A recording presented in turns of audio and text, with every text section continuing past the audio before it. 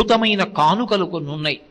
అందులో మొట్టమొదటి కానుక శాస్త్రము, రెండవది గురువు. ఈ రెండిటినీ పొంది తరించగలిగినటువంటిది మనుష్య జన్మ ఒక్కటే. ఒక కుక్క ఉందనుకోండి, దానికి శాస్త్రము అన్న మాట అన్వయం అవదు. కుక్క శాస్త్రం చదువుకుందా చదువుకోలేదా ఎవరు అడగరు.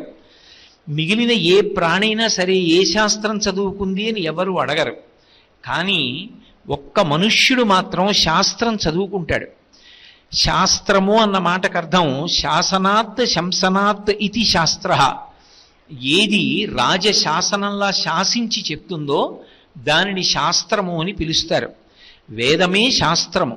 అందుకే వేదం మాట్లాడేటప్పుడు ఏదో అనునయించి మాట్లాడదు, రాజు శాసనం చేసినట్లు శాసించి మాట్లాడుతుంది.